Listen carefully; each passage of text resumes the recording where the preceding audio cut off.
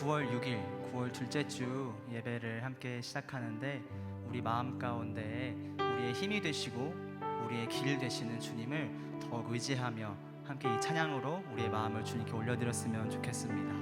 함께 이 시간 우리 온 마음 다해서 주님을 찬양합시다.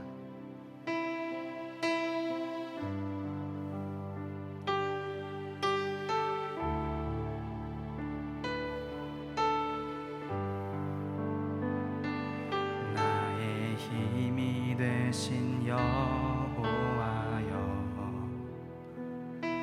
내가 주님을 사랑합니다. 주는 나의 반석이시며 나의 요새시라. 주는 나를 건지시는 나의 주 나의 하나님, 나의 피할 바위시요 나의 방패시라. 나의 하나님, 나의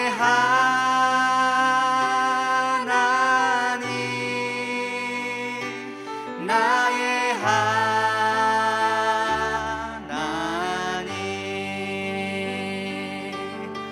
구원의 뿌리시요 나의 산성이라.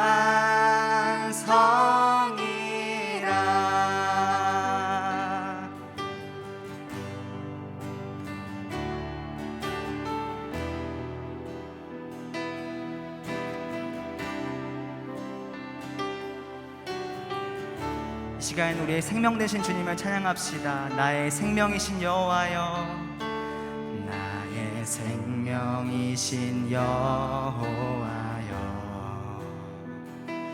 내가 주님을 찬양합니다. 주는 나의 사랑이시며 나의 주는 나를 이끄시어, 주는 나를 이끄시어 주의 길 인도하시며 나의 생의 목자 되시니 내가 따르리라. 나의 하나님,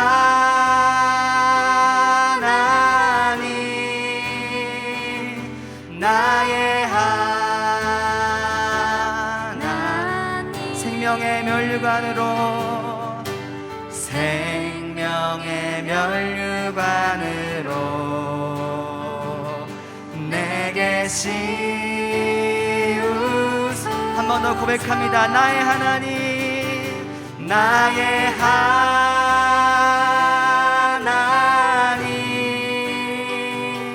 나의 하나님, 그는 나의 여호와, 그는 나의 여호와, 나의 구세주. 그는 나의 여호와, 그는 나의 여호와, 나의 구세주.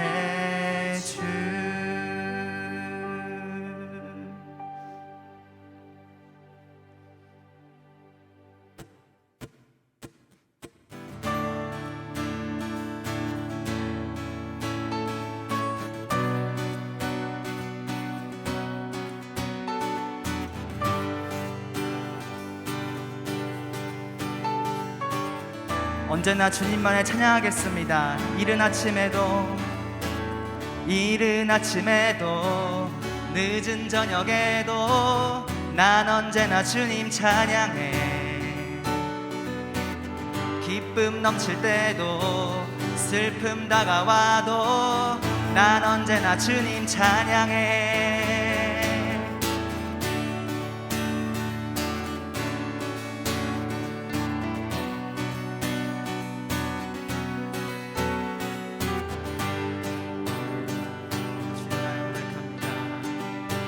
우리 한 번 더 주님께 고백합니다. 이른 아침에도 늦은 저녁에도 난 언제나 주님 찬양해. 기쁨 넘칠 때도 슬픔 다가와도 난 언제나 주님 찬양해. 끊임없는 주의 사랑, 주의 권세, 존귀, 능력 알게 되면 찬양케 되리. 함께 고백합니다. 호흡 있는 모든 만물, 호흡 있는 모든 만물 다 나와서 주 찬양하라. 호흡 있는 모든 만물 다 나와서 주 찬양하라.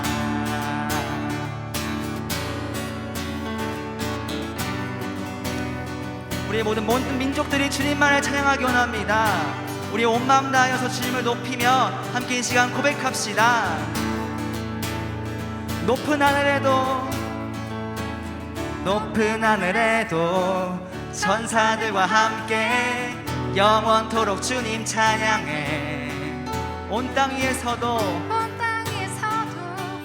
모든 만물 함께 모든 민족 주님 찬양. 한 번 더 고백합시다. 높은 하늘에도 천사들과 함께 영원토록 주님 찬양해. 아멘. 온 땅 위에서도 모든 만물 함께 모든 민족 주님 찬양해. 끊임없는 주의 사랑, 주의 권세, 존귀, 능력 알게 되면 찬양케 되리. 한 번 더. 끊임없는 주의 사랑, 끊임없는 주의 사랑, 주의 권세, 존귀, 능력 알게 되면 찬양케 되리. 호흡 있는 모든 만물 다 나와서 주 찬양하라. 호흡 있는 모든 만물 다 나와서 주 호흡 있는 모든 만물 다 나와서 주 찬양하라. 호흡 있는 모든 만물 다 나와서 우리의 목소리로 고백합시다. 호흡 있는 모든 만물 다 나와서 주 찬양하라. 호흡 있는 모든 만물 다 나와서 주 호흡 있는 모든 만물 호흡 있는 모든 만물 다 나와서 주 찬양하라. 호흡 있는 모든 만물 다 나와서 주 찬양하라. 할렐루야. 영원히 주님께 찬양드리겠습니다. 주님께 영광의 박수 함께 올려드립시다. 아멘.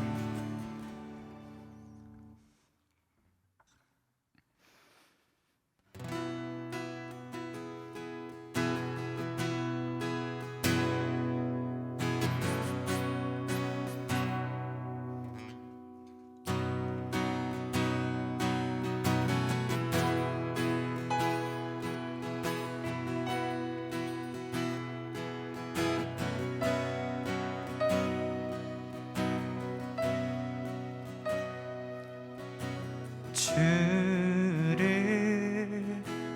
영원히 송축해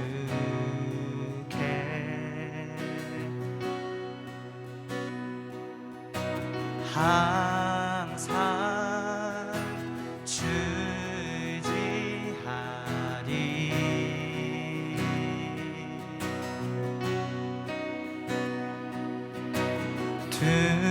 두려움 속에서 날 건지사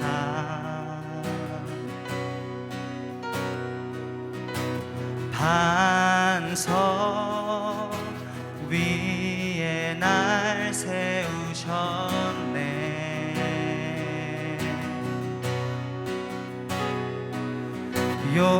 요동하지 않고 주를 고백하리 나의 방패 힘과 내 기여 구원자 피난처 강한 성루 언제나 나의 도움 되시네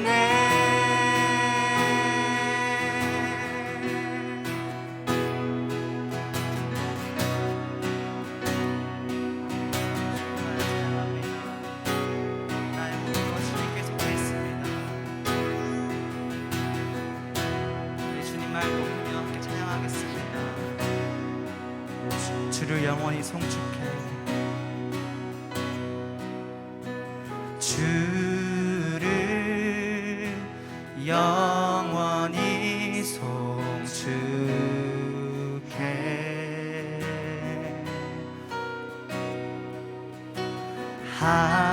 항상 주지하리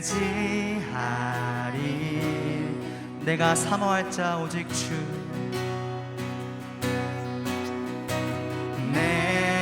내가 사모할 자 오직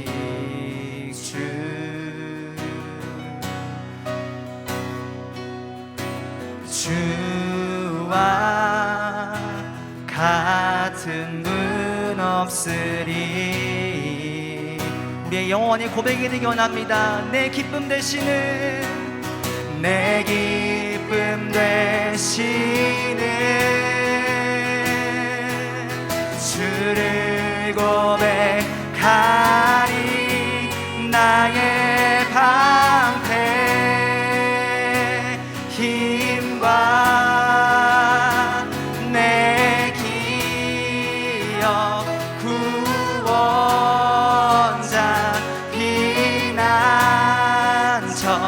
강한 성루 언제나 나의 나의 방패 힘과 내 기여 구원자 피난처 강한 성 언제나 나의 도움 되시네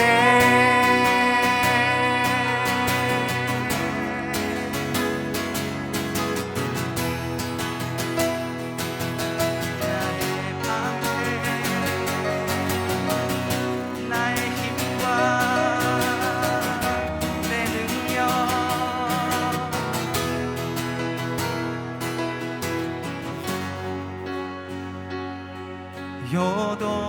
요동하지 않고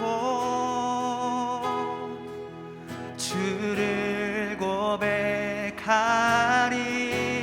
내 기쁨 되시는 내 기쁨 되시는 주를 고백 나의 방패 나의 방패 힘과 내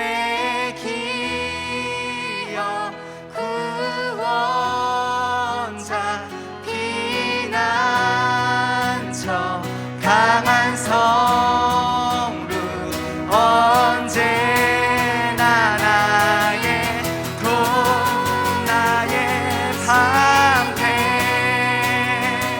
힘과 내 기억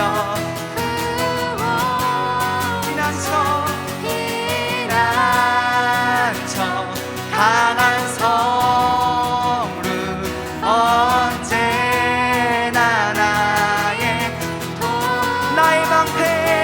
방패 힘과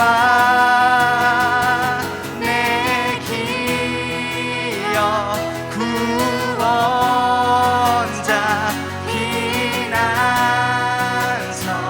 강한 성루 언제나 나의 도움 되시네. 이 시간 우리 온 마음 다해 기도하며 나아갑시다.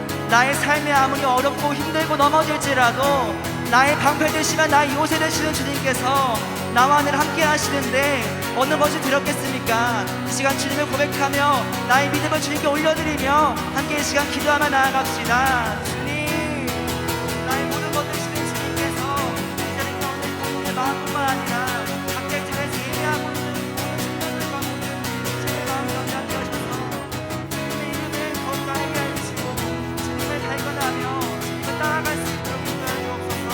나의 소망 되시는 나와 함께 하시는 주님, 나의 오늘 함께 계시는 오늘 것이 어떻겠습니까? 오늘은 나의 자리에서 주님을 고백하며 기도하며 나아가겠습니다. 아버지, 주님을 고역시 인도하여 주옵소서. 나의 모든 인간을 되시는 주님께서 이 시간 만들어주시고 오늘 마음에 필요하셔서 오늘 삶과 모든 생일을 주님께서 붙잡아주시고 새해 첫날 인도하여 주옵소서. 주님만의 기다리며 주님이시며 나의 왕 되심을 고백합니다. 붙잡아주시고 인도하셨습니다.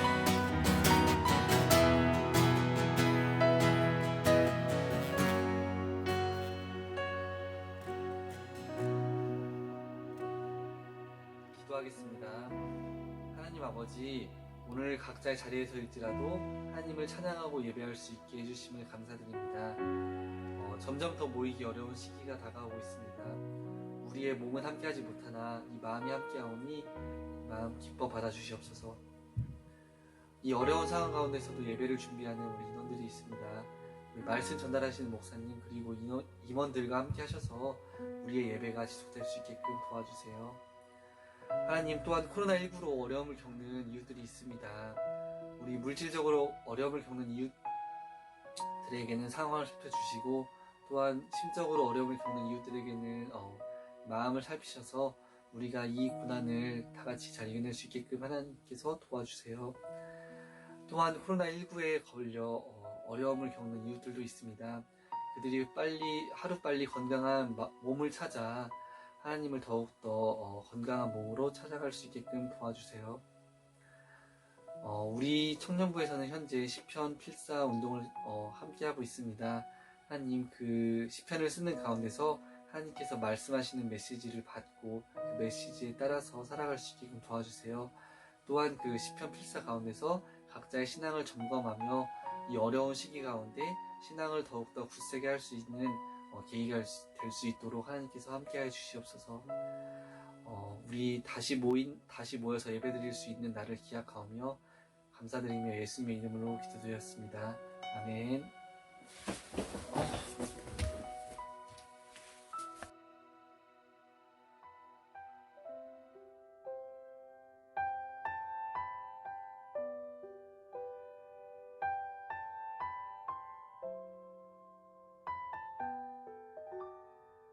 하나님이여 나를 지켜주소서.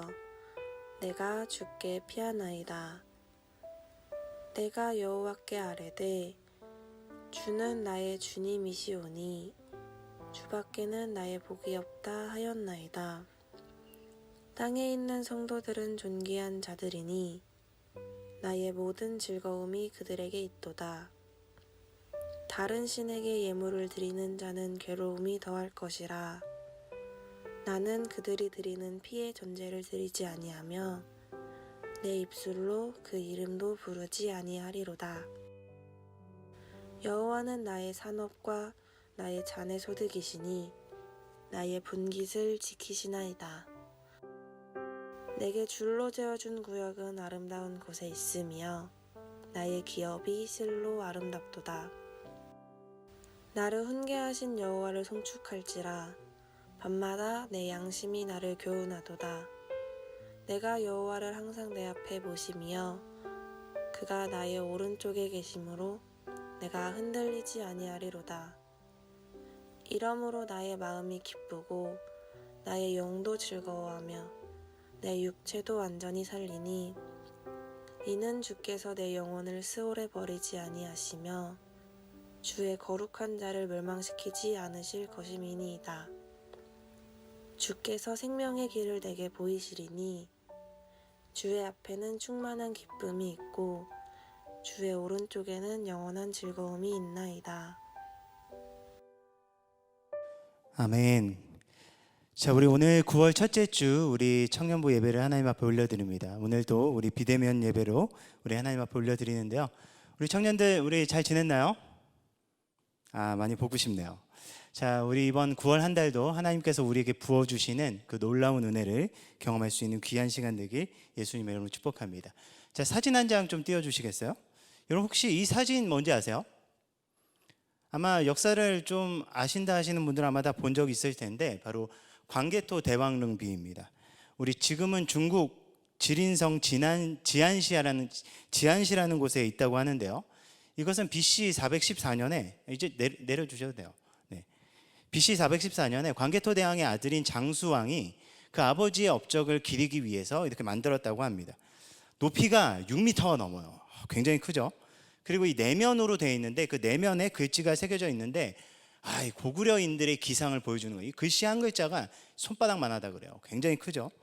그런데 거기에는 뭐가 담겨져 있냐? 고구려의 건국 신화와 그리고 광개토 대왕의 족보 그리고 그의 업적 등이 적혀 있다라고 합니다. 이러한 비석을 왜 세울까요? 이러한 비석을 세우는 이유 하나입니다. 그 업적을 기리고 그 후대에 그것을 전하기 위함입니다. 고구려 하면 딱 떠오르는 왕이 광개토 대왕이고요. 아마 광개토 대왕 이후에 많은 고구려의 왕들은 광개토 대왕과 같은 그런 통치를 하는 것을 꿈꿨을 것 같아요. 중원으로 나가고 싶다. 정말 저 중국 본토를 한번 넘어가 보고 싶다라는 그런 꿈을 가졌을 것 같습니다. 어떻게 보면 이스라엘 역사 가운데도 이런 고구려 하면 딱 떠오르는 왕이 광개토 대왕인 것처럼 이스라엘 역사 가운데 가장 떠오르는 왕 그리고 가장 탁월하고 능력 있고 모든 왕들이 되길 원했었던 한 사람을 꼽으라면 아마 다윗 왕이 아닐까 생각합니다. 현대 이스라엘에서도 다윗과 같은 리더십을 꿈꿉니다. 아마 다윗 왕릉비를 이렇게 광개토 대왕처럼 세웠다라고 하면 생각해 보세요. 거기에 참 적을 게 많았겠죠. 목동 시절에 정말 있었던 일들도 막 적었을 것 같고요. 그리고 목동이었을 때 다윗이 그 어린 청소년 시절에 그 블레셋의 장수 중에 장수인 그런 골리앗을 때려잡지 않습니까? 그것도 아마 기가 막히게 적었을 것 같아요. 그리고 장군으로 있었을 때 승리한 모든 기록들 그리고 그가 왕으로서 이룬 모든 업적들 얼마나 적을 게 많았겠습니까? 오늘 우리가 함께 나눈 시편 16편은요 이 시편의 제목을 보면 다윗의 믹담이라고 되어 있습니다. 믹담이라는 말은요 얼룩진 그리고 새겨진이라는 의미를 가집니다. 그래서 이 시를요 많은 사람들이 다윗의 비문에 새겨진 시라고 이야기하기도 합니다. 여러분 다윗의 시라고 이 시에 대해서는 평가가 여러 가지가 있는데요. 다윗이 직접 지은 시이다라고 이야기하는 사람도 있고요. 이것은 다윗의 후손이 다윗을 생각하면서 지은 시이다라고 생각하기도 합니다. 그런데 중요한 것은 누가 지었냐가 중요한 것이 아니라 다윗이든 그의 후손이든 세상의 모든 왕들은 뭘 하죠? 자신의 업적을 기립니다. 광개토 대왕처럼 뭔가 세우고 자기가 뭔가 큰일 했다고 생각하면 위대한 인간적인 업적을 세우고 기리고 뭔가 드러내는데 다윗이든 그의 후손이든 무엇을 드러내기 위해 힘썼냐? 하나님의 일하심에 집중했다라는 겁니다. 오늘 이 다윗의 믹담을 함께 나누면서요 과연 우리 인생도 무엇을 새겨나가는 인생인데 무엇을 새길지 다시 한번 좀 고민해 봤으면 좋겠고요. 그리고 우리의 삶에서 무엇을 바라보며 살아가야 될지 다시 한번 더 말씀 앞에서 우리의 삶을 돌아볼 수 있고 그 앞에서 결단하며 나아갈 수 있는 귀한 시간 되길 예수님의 이름으로 축복합니다. 우리 첫 번째 다윗이 새겼던 것은 이것입니다. 첫 번째 다윗의 믹담은요, 이거예요. 하나님이 나의 주인이시다. 그럼 한번 저를 따라서 한번 외쳐볼까요? 하나님이 나의 주인이시다.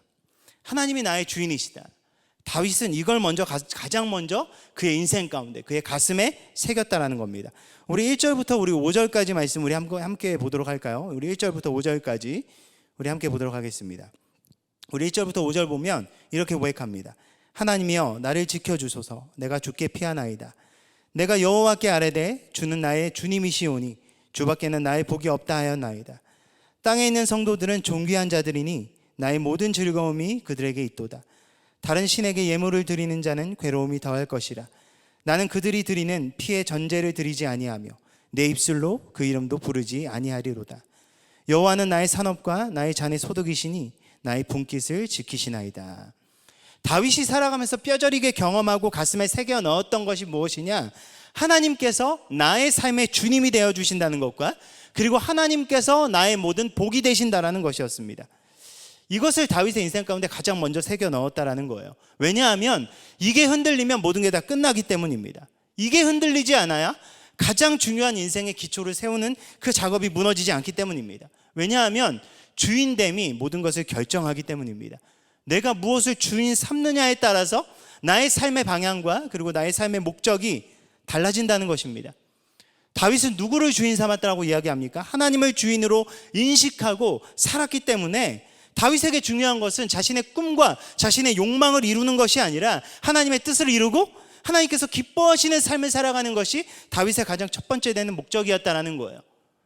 그렇기 때문에 세상적인 복의 기준이 다윗의 삶을 휘둘지 않았다는 거예요. 그것에 휘둘리지 않았다는 겁니다.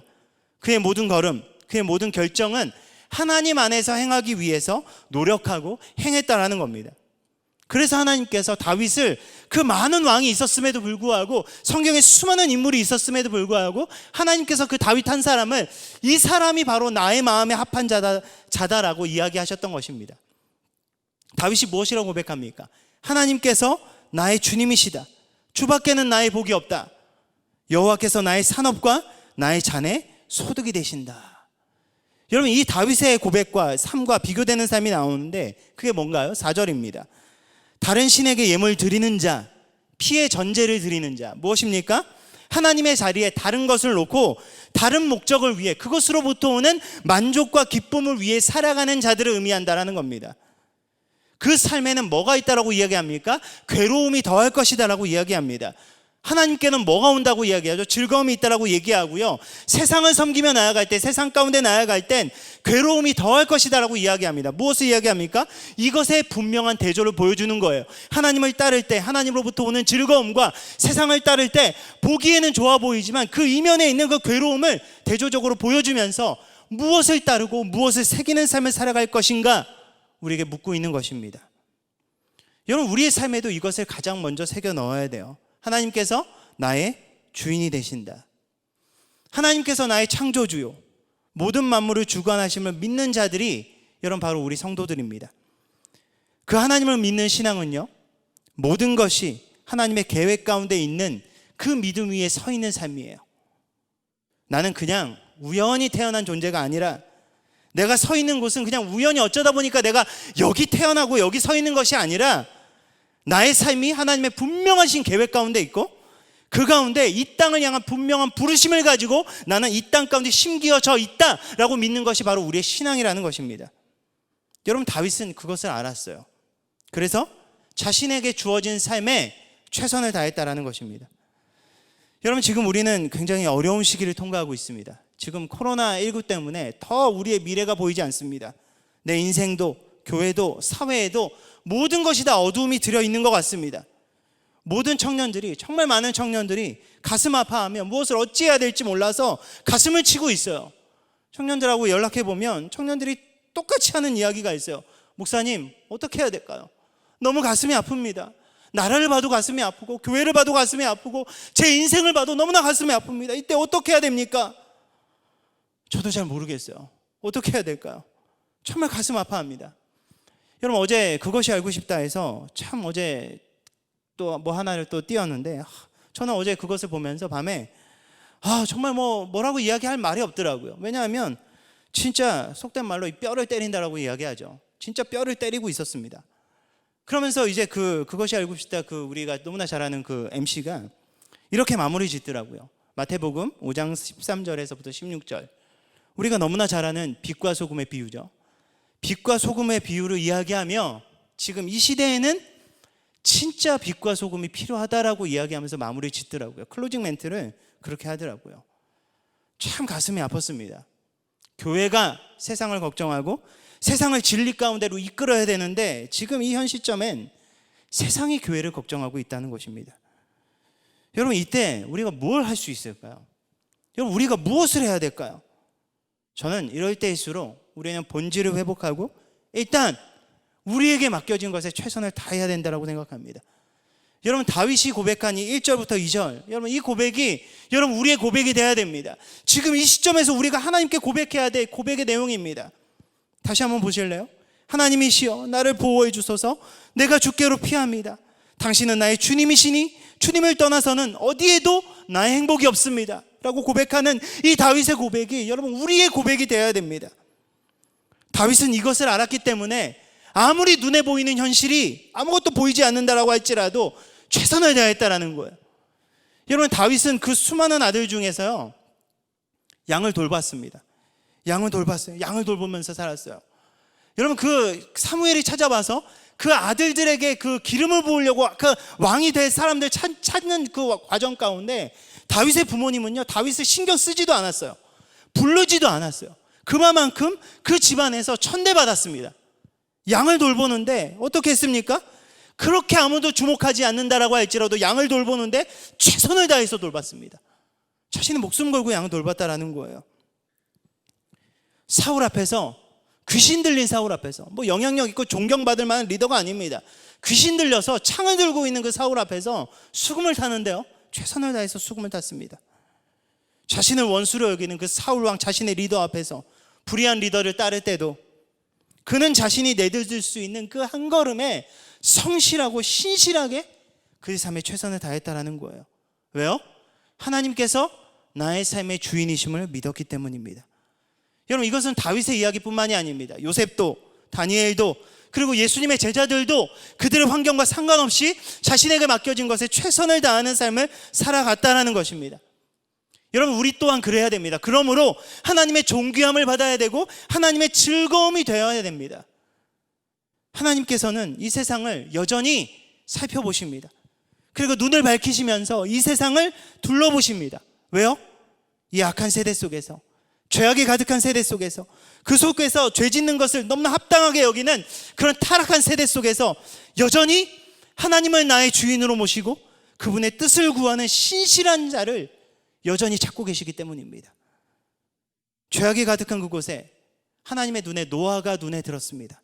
그런 것처럼 죄악이 가득한 이 세상의 한복판에서 우리 한 사람 한 사람이 하나님의 눈에 들 수 있었으면 좋겠습니다.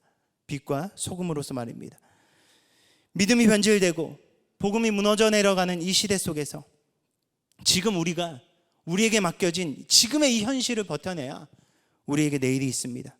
그러기 위해선 우리의 인생, 우리의 교회 가운데 하나님의 주인됨이 회복되어져야 됩니다. 여러분, 나의 인생 나의 것이 아닙니다. 여러분, 교회는 몇 사람의 것이 아닙니다. 내 인생 내 뜻대로 움직여서도 안 되고요, 교회 또한 한 개인의 몇 사람에 의해서 움직여서도 안 됩니다. 하나님의 주인됨이 회복될 수 있는 우리의 인생, 그리고 우리 교회가 되길 예수님의 이름으로 간절히 축복합니다. 두 번째 다윗이 새겨넣었던 두 번째 믹담은요 이겁니다. 하나님 앞에 서는 삶을 살아가자. 함께 한번 외쳐볼까요? 하나님 앞에 서는 삶을 살아가자. 하나님 앞에 서는 삶을 살아가야 됐다라고 이야기하는 겁니다. 우리 7절부터 우리 10절까지 말씀 우리 함께 읽어볼까요? 7절부터 10절입니다. 우리 7절부터 10절 읽겠습니다. 나를 훈계하신 여호와를 송축할지라. 밤마다 내 양심이 나를 교훈하는도다. 내가 여호와를 항상 내 앞에 모시며 그가 나의 오른쪽에 계심으로 내가 흔들지 아니하리로다. 이러므로 나의 마음이 기쁘고 나의 영도 즐거워하며 내 육체도 안전히 살리니 이는 주께서 내 영혼을 수월에 버리지 아니하시며 주의 거룩한 자를 멸망시키지 않을 것임이니이다. 다윗은 무엇을 찬양합니까? 하나님의 훈계를 찬양합니다. 밤마다 자신의 양심 가운데 교훈을 주시는 하나님을 찬양했다라는 겁니다. 무엇을 의미합니까? 다윗은 그의 삶 속에서 하나님의 교훈과 하나님의 인도하심을 받기 위해 힘썼다라는 것입니다. 자신의 삶을 시작할 때도, 그리고 자신의 삶을 마무리하는 그 밤에도 하나님의 말씀을 기억하면서 자신의 삶을 시작할 때 하나님의 말씀을 살펴보았고, 자신의 삶을 마무리할 때도 그 말씀을 뒤돌아보았다라는 거예요. 시편 1편에 나오는 그 말씀처럼 주야로 하나님의 말씀을 묵상하며 자신의 삶을 돌아봄이 있었다는 겁니다. 바로 그 삶이 무엇이냐? 하나님을 주인 삼는 삶이라는 겁니다. 여러분, 하나님을 주인 삼는 삶, 굉장히 이상적이게 들리죠. 근데 이상적인 말이 아닙니다. 그냥 하나님 나의 주인이시야, 나의 주인이야 라고 그냥 생각하고 끝나는 삶이 아닙니다. 뭐 그냥 우리 그 좋아하는 찬양 있죠. 내 삶은 주의 것, 내 삶은 주의 것. 그냥 찬양만 하는 삶이 아닙니다. 그 삶은 밤이나 낮이나 하나님을 내 앞에 모시는 삶, 하나님을 나의 오른편에 모시는 삶입니다. 여러분, 여기서 오른쪽이라는 말은요, 힘이나 지지나 영의 자리를 나타내는 그 관용구입니다. 하나님을 나의 오른쪽에 모셨다라는 것은 나의 가장 중요한 자리에 그분을 모시고 절대적으로 의지하는 분으로 모셨음을 의미하는 것입니다. 여러분, 다윗이 그 삶을 살아갈 때 그는 환경과 상관없이 하나님으로부터 오는 즐거움을 소유하는 삶을 살았다라는 거예요. 그래서 다윗이 도망쳐서 광야를 헤맬 때에도 다윗이 뭐라고 고백합니까? 주의 인자하심이 생명보다 나음으로 내 입술이 주님을 찬양한다 라고 고백할 수 있었던 것입니다. 하나님께서 앞에 계심을 인식하지 못하고 훈계하시며 이끄시는 그 하나님께 귀를 기울이지 않았을 때 다윗이 어떻게 됐나요? 다윗도 무너졌다는 거예요. 여러분, 다윗 인생 가운데 뭐 여러 가지 실수가 있었지만 결정적인 실수 두 가지를 꼽으라면요, 하나는 밧세바 사건이고요, 또 하나는 인구조사를 한 사건이에요. 이 두 사건은 그냥 우연한 일이 일어난 것이 아닙니다. 하나님을 인식하고 두려워하는 그의 삶의 기초가 무너진 때 드러난 결정적인 죄의 모습이었다는 거예요.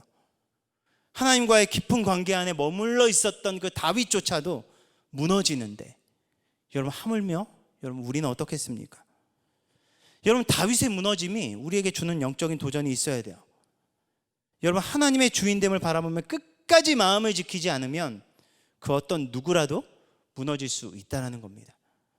우리는 그 현실을 이미 한국 교회에서 너무나 많이 마주했어요. 얼마나 우리가 많이 바라보는 대형교회 목사님들 얼마나 많이 무너졌습니까? 그분들이 처음부터 그랬습니까? 아니에요. 누구보다도 뜨겁고 누구보다도 하나님과 교회를 사랑하시는 분들이 그분들이었습니다. 그런데 어떻게 된 겁니까? 변질된 거예요. 다윗처럼요. 사람은 누구나 변질될 수 있고요, 누구나 넘어질 수 있습니다. 우리는 지금 안 그럴 수 있죠. 가진 게 없고 아무것도 없기 때문에.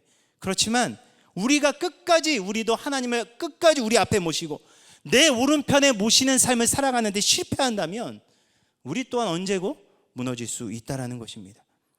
그렇기 때문에 날마다 하나님을 앞에 모시고 모든 순간 그분의 교훈과 인도하심을 마음에 새기고 또 새기는 그 삶을 살아가야 된다는 거예요. 그래서 우리의 육체는 계속해서 시간이 지날수록 쇠할지 모르나 우리의 영혼은 주님과의 관계 안에서 날마다 새롭게 되어야 한다는 겁니다.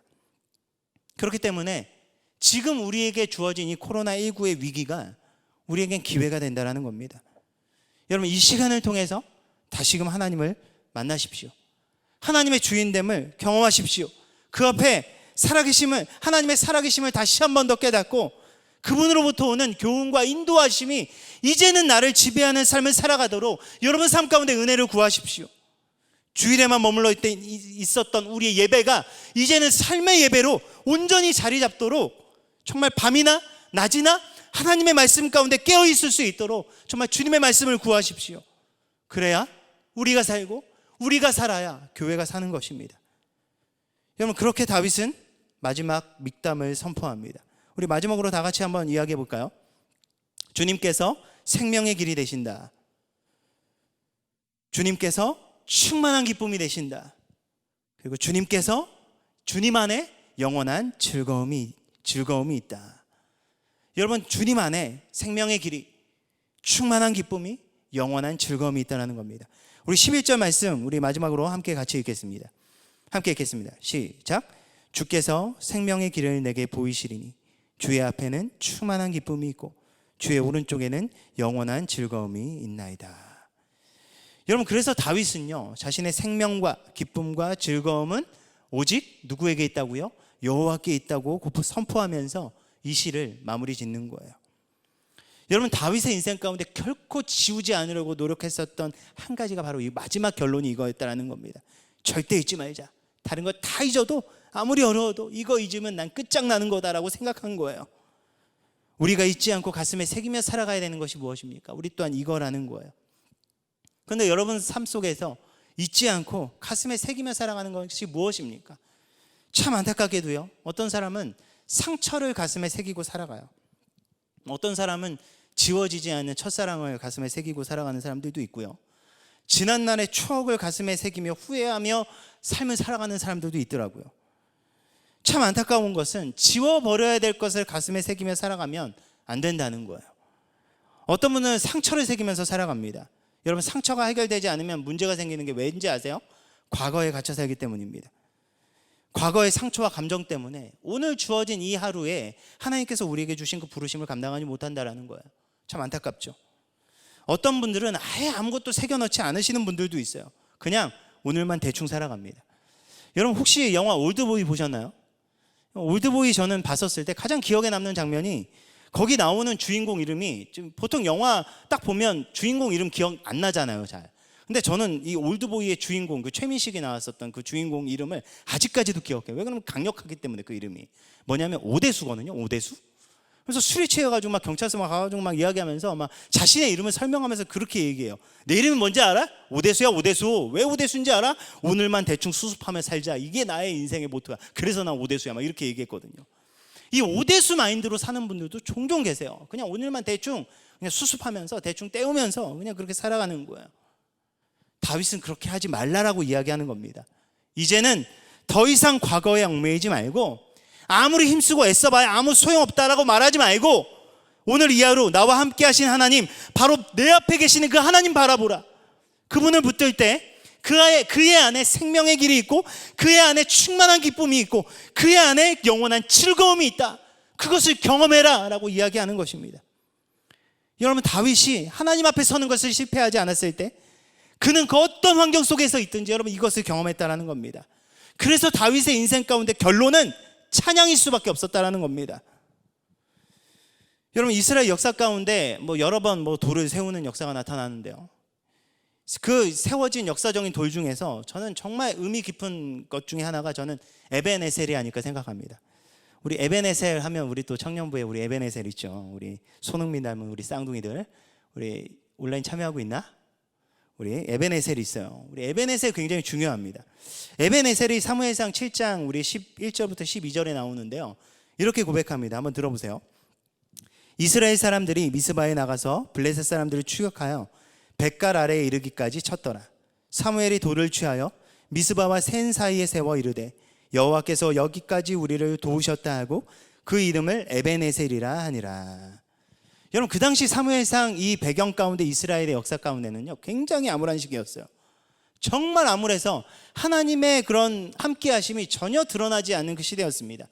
그런데 하나님께서 그 시대 가운데 누구를 세우시냐? 사무엘을 세우셨다는 거예요. 사무엘을 세우셔서 이스라엘 민족 가운데 회복과 은혜를 주시려고 계획하십니다. 그래서 그 사람들 미스바라는 곳에 모이게 하세요. 미스바라는 곳은요 해발 850m 위에 세워진 요새 같은 곳이거든요. 그 높은 곳에 모여서요 그들이 금식하면서 하나님 앞에 기도하기 시작합니다. 근데 그들이 금식하면서 기도하기 시작하자 어떤 일이 일어났냐? 블레셋이 소식을 들은 거예요. 미스바에 그 높은 곳에 사람들이 다 모였다고? 야, 이 절호의 기회네. 걔네들 가서 싹 다 죽여버리자. 블레셋 사람들이 쳐들어옵니다. 몇 날 며칠을 금식하며 하나님 앞에 회개하며 나아갔었던 사람들이에요. 여러분, 그 사람들이 금식하면서 미스바 올라갈 때 무기 들고 올라갔겠어요? 며칠 금식했으니 힘도 다 빠졌을 거 아닙니까? 여러분, 그 고립된 그곳에 블레셋 정예병들이 군사를 이끌고 쳐들어옵니다. 어떤 상황입니까? 인간적으로 보면 죽을 수밖에 없는 상황이에요. 이스라엘의 운명이 끝장나는 상황입니다. 그런데 하나님께서 그들 가운데 은혜를 베푸셔서 그들을 승리케 하시고 블레셋 사람들을 완전히 전멸시키십니다.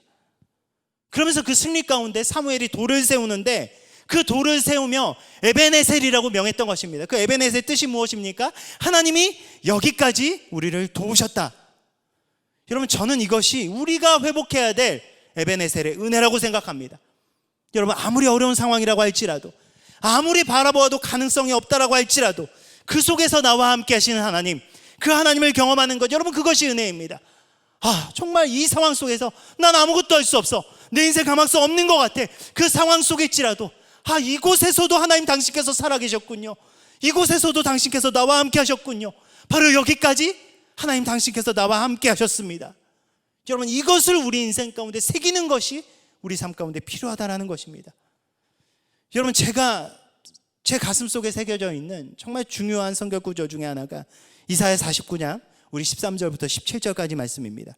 그 말씀이 이렇게 고백합니다. 여러분, 한번 잘 들어보세요.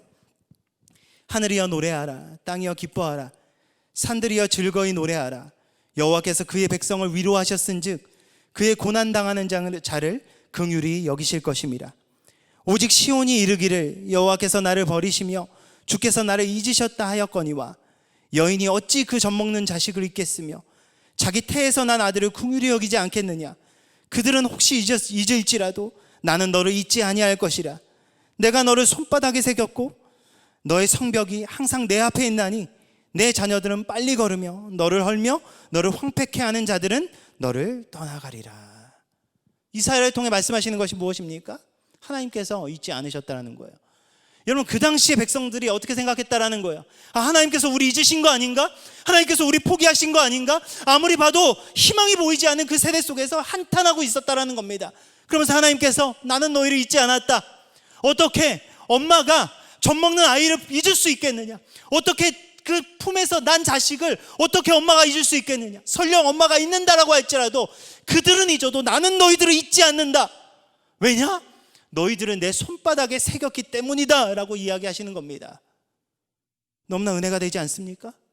그러면서 항상 하나님께서 잊지 않으시며 그분이 우리 앞에 계시다라고 이사야는 고백하는 것입니다.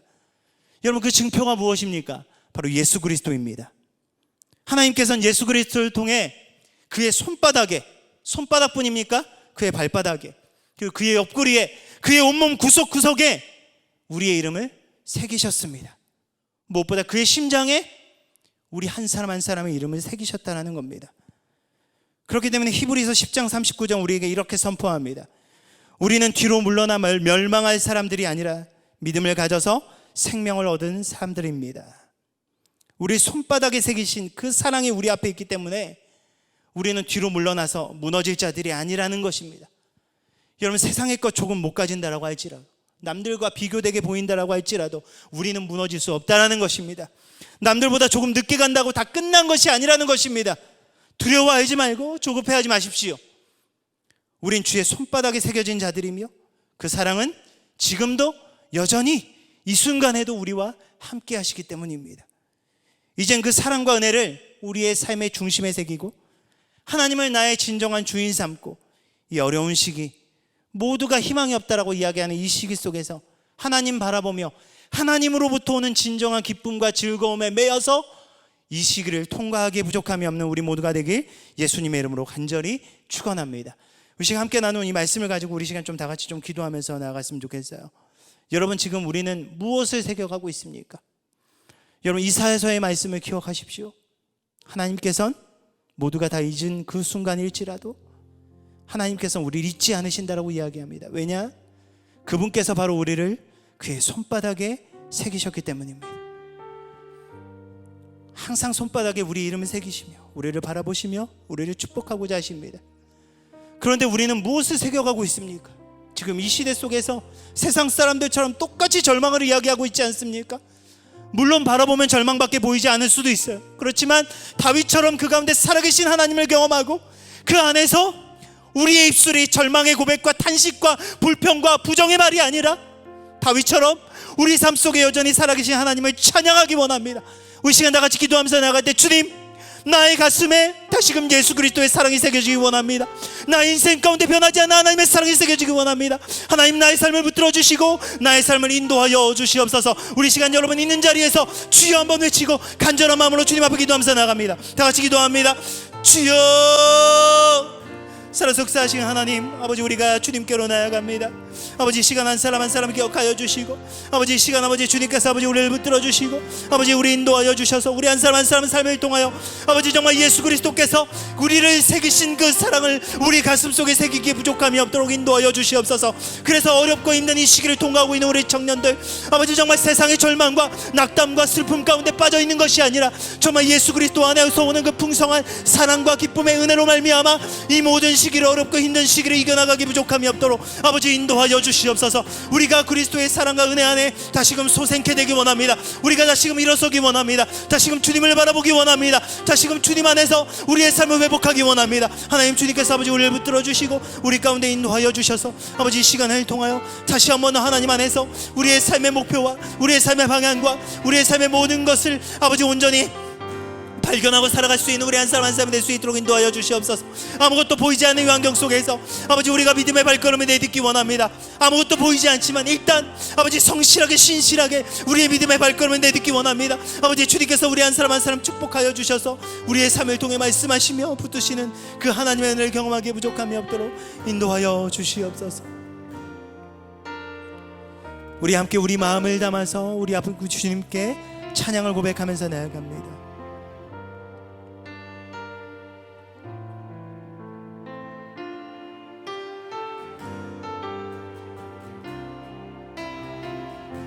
오늘 이곳에 계신 성령님, 오늘 이곳에 계신 성령님, 우리에게 말씀하시고 우리 가르치소서. 헛진 우리 맘 열어주시고 주의 빛으로 밝혀 우리 다시 한번 더 고백합니다. 오늘 이곳에 계신 성령님, 오늘 우리 그 성령님께서 우리와 함께 하십니다. 그분 바라보면서 여러분의 삶의 고백을 올려드리세요. 우리를 인도하소서. 다친 우리 맘 열어주시고 주의 빛으로 밝혀 우리를 인도하소서. 주님보다 앞서지 않고 겸손하게 주님의 말씀 기다리니 주님 손에 우리 드립니다. 우리 다시 한번 더 우리의 마음을 담아 주님께 고백합니다. 주님보다 앞서지 않고 주님보다 앞서지 않고 우리의 마음을 다해 겸손하게 주님의 말씀 기다리니 주님 손에 우리 드립니다. 사랑으로 우리 다시 한번 더 우리의 마음을 다해 주님께 고백합니다. 주님보다 우리가 주님보다 앞서지 않고 우리가 겸손하게 주님의 말씀 기다리니 주님 손에 우리 드립니다. 사랑으로 인도하소서. 주님보다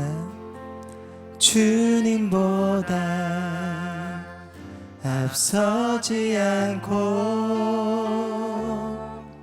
겸손하게 주님의 말씀 기다리리 주님 손에 우릴 드립니다. 사랑으로 인도하소서. 살아역사하신 하나님, 오늘 우리가 9월 첫 번째 주일 예배를 하나님 앞에 올려드리게 하심을 감사합니다. 우리가 비록 이 자리에 함께 모여서 주님을 예배하지 못하지만 우리가 비대면으로라도 우리의 각자의 자리에서 이렇게 한 마음으로 하나님을 바라볼 수 있도록 인도하신 은혜가 너무나 크고 아름답습니다. 아버지, 우리의 삶이 때로는 아무것도 보이지 않고 참 힘들고 어려운 시기를 통과하고 있지만 다윗이 고백한 이 다윗의 믹담처럼 우리 삶 가운데 정말 하나님의 주인됨이, 그리고 하나님의 함께하심이, 그리고 하나님으로부터 오는 진정한 기쁨과 복이 우리의 삶 가운데 이 시기를 통하여 온전히 새겨질 수 있도록 축복하여 주시옵소서. 하나님께서는 결코 우리를 잊지 않으시며 우리를 당신의 손바닥에 새기시며 날마다 우리를 붙들어 주시며 우리를 사랑하신다라는 그 고백이 우리에게 큰 위로와 우리에게 큰 소망이 됩니다. 우리가 다시 시작하는 이 한 주, 다시 한 번 더 주님의 말씀 붙들고 우리 삶의 각자의 자리에서 정말 하나님의 함께 하심을 믿음의 눈들어 바라보면서 끝까지 주님 붙들고 이 어려운 시기 승리하며 나아가기 부족함이 없는 우리 사랑하는 청년들 될 수 있도록 인도하여 주시옵소서. 그래야 이 어려운 시기 우리 청년들의 입술에서 정말 세상 사람들처럼 절망을 고백하고 불평을 이야기하고 저주를 품는 것이 아니라 정말 이 시기를 통하여 오히려 살아계신 하나님을 경험하며 살아계신 하나님을 찬양하며 살아계신 하나님의 함께 하심을 노래하며 이 시기를 이겨나갈 수 있는 우리 사랑하는 청년들 될 수 있도록 성령으로 붙들어 주시고 함께하여 주시옵소서.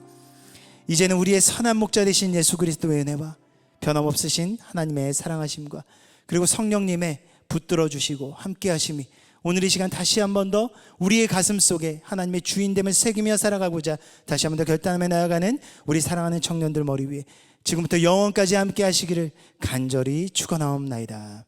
아멘.